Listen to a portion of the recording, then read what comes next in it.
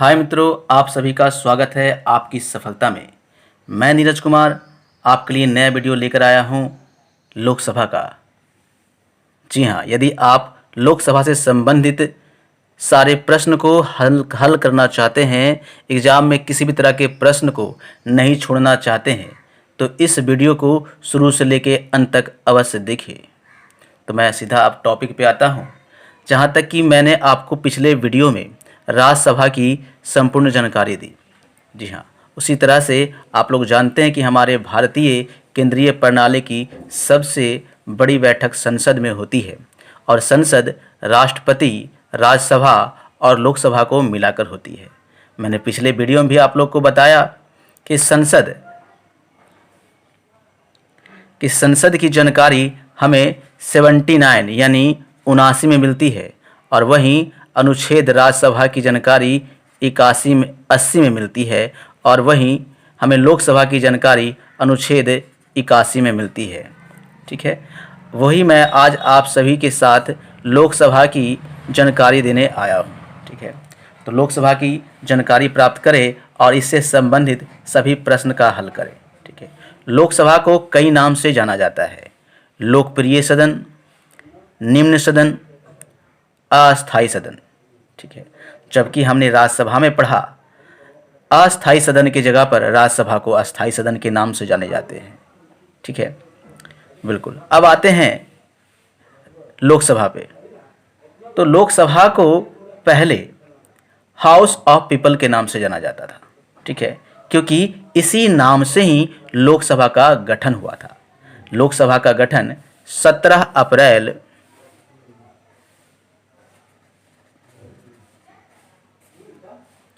1952 को हुआ था। ठीक है, और इसकी पहली बैठक 13 अप्रैल 1952 को हुआ। वहीं हाउस ऑफ पीपुल का नाम बदल करके लोकसभा हिंदी में नाम पड़ा कब?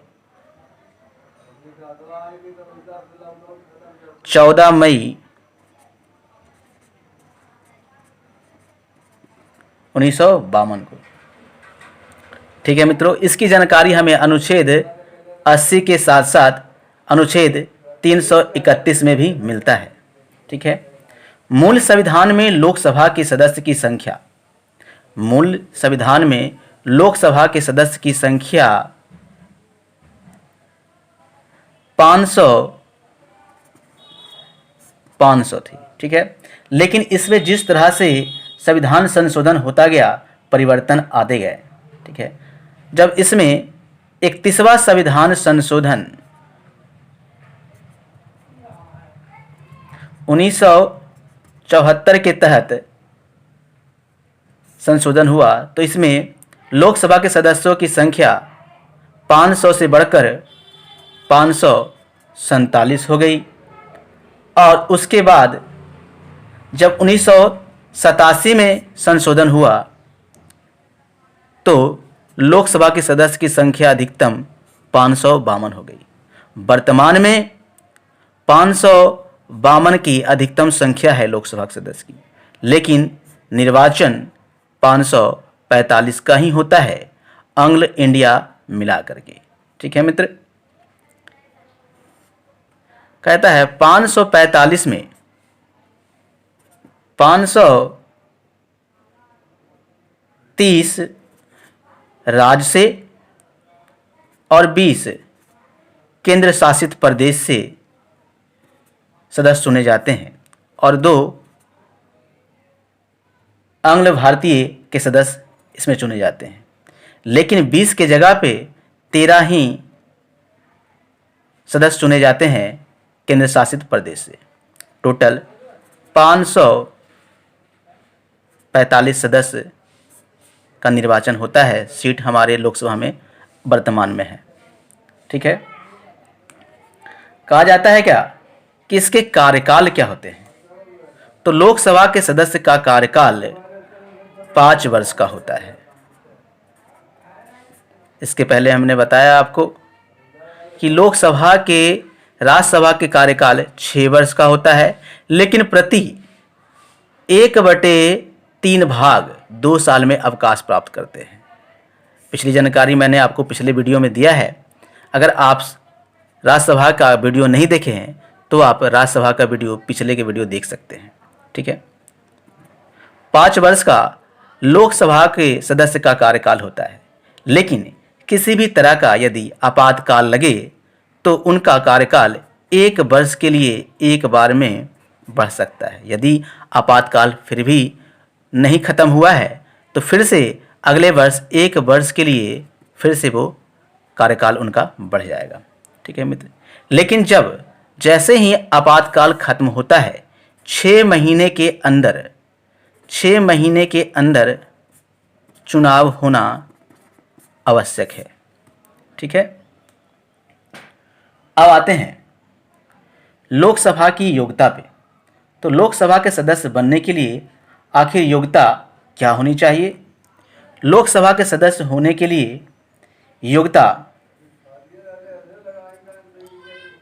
30 वर्ष, माफ कीजिएगा, 25 वर्ष होना आवश्यक है। भारतीय नागरिक होना आवश्यक है। मानसिक संतुलन सही हो, दिवालिया घोषित ना हो, और साथ ही वो किसी सरकारी पद पर कार्य ना कर रहे हो। अगर उनके पास ये सारी योग्यता है तो वो लोकसभा का सदस्य में भाग ले सकते हैं। अब आगे आते हैं, इनका चयन कैसे होता है? लोकसभा के सदस्य का चयन कैसे होता है? तो इनका चयन कई तरह से होते हैं। पहला, प्रत्यक्ष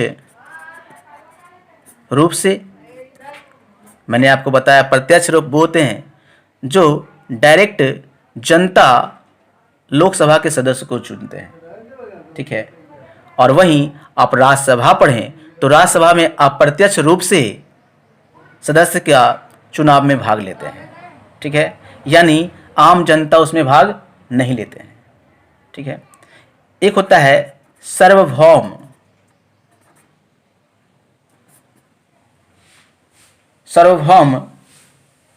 रूप से, सार्वभौम मताधिकार द्वारा। यानी भारत का सभी जनता, सभी युवक भाग ले सकता है जिनकी आयु 18 वर्ष हो चुकी है। वैसे व्यक्ति लोकसभा के सदस्य के चुनाव में भाग ले सकते हैं। ठीक है। लेकिन 18 वर्ष से पहले हमारे भारत में 21 वर्ष के व्यक्ति ही इस चुनाव में भाग लेते थे। जब 61वें संविधान संशोधन 1989 का हुआ, इसके बाद संशोधन के तहत हमारे भारत के 18 वर्ष के सभी व्यक्ति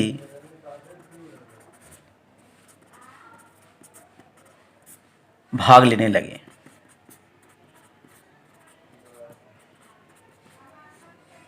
ठीक है मित्र। अब आगे आते हैं कि लोकसभा के पदाधिकारी कौन होते हैं। ठीक है। तो लोकसभा के पदाधिकारी लोकसभा के सदस्य ही होते हैं। ठीक है। और इनको चुनते कौन है? लोकसभा के अध्यक्ष को चुनते कौन है? तो लोकसभा के सदस्य ही इनका चुनाव करते हैं। ठीक है। इनमें एक अध्यक्ष और एक उपाध्यक्ष होते हैं। ठीक है मित्र। कहता है इनका अध्यक्ष का वेतन जो लोकसभा के अध्यक्ष का वेतन जो होता है वो राज्यसभा के सभापति के जैसा ही होता है। यानी राज्यसभा के सभापति उपराष्ट्रपति होते हैं, यानी इनका वेतन उपराष्ट्रपति के समान वेतन होता है। अब आते हैं, इनमें क्या आरक्षण है इनके सीटों में? जी हाँ, बिल्कुल, लोकसभा के सदस्यों में आरक्षण भी दिया गया है। अनुच्छेद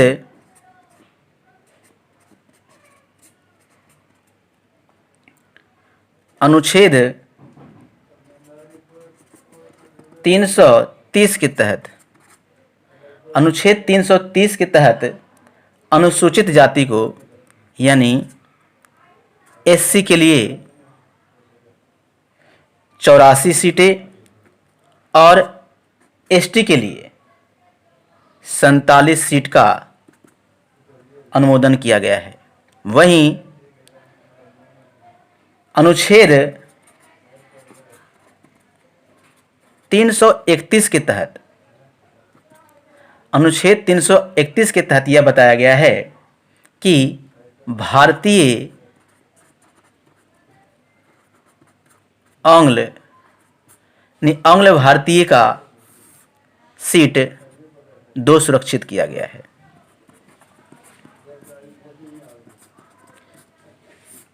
जिसकी नियुक्ति राष्ट्रपति मनोनीत के द्वारा करते हैं। ठीक है, अब आगे आते हैं इसके कुछ विशेष शक्तियां के बारे में। ठीक है मित्र, तो लोकसभा के सदस्य की निम्न प्रकार की शक्तियां हैं।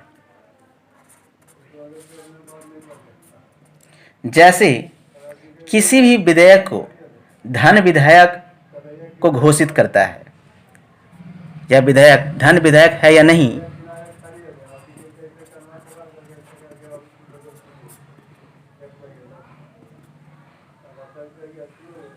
यह निर्णय लोकसभा ही करता है। ठीक है, दूसरा क्या है, 108 के तहत संयुक्त अधिवेशन की अध्यक्षता भी लोकसभा के अध्यक्ष ही करता है।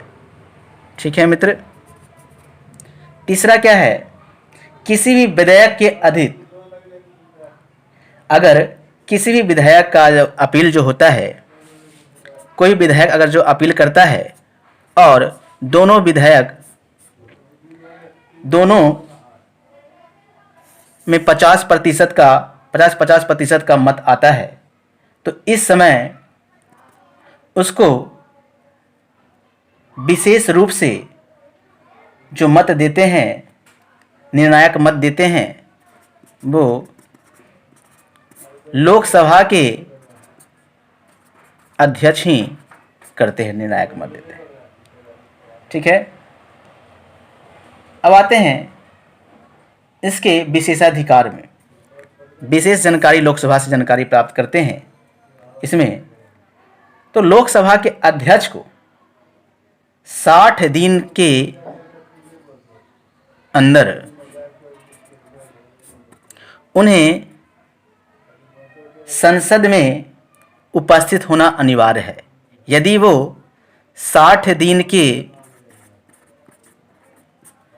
अंदर बिना बताए, बिना जानकारी दिए हुए संसद को और संसद से अनुपस्थित रहते हैं, तो उन्हें उस पद से हटा दिया जाएगा।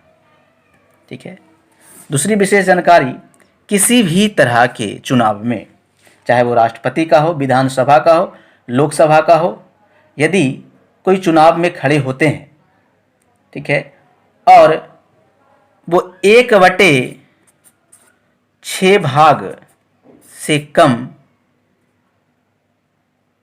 मतदान लाते हैं, तो उनका जमानत राशि वापस नहीं होगा। इसके अलावा एक होता है 1/10 भाग, इसे कहते हैं कोरम या गण्य पूर्ति। इसका मतलब यह होता है कि यदि संसद के सदन में बैठक होगा तो उसके लिए कम से कम 1/10 भाग सदस्य को उपस्थित होना अनिवार्य है। यदि उससे कम लोग इसमें उपस्थित होंगे तो वह बैठक पूर्ण नहीं माना जाएगा। आज के वीडियो में इतना ही। यदि आपको ये वीडियो अच्छा लगा तो लाइक करें, शेयर करें और सब्सक्राइब का बटन दबाएं और अपने दोस्तों को भी शेयर करें ताकि वो भी आने वाले एग्ज़ाम में लोकसभा से संबंधित किसी भी तरह का प्रश्न को छोड़कर ना आए। इस वीडियो को शुरू से लेकर अंत तक देखने के लिए शुक्रिया, धन्यवाद।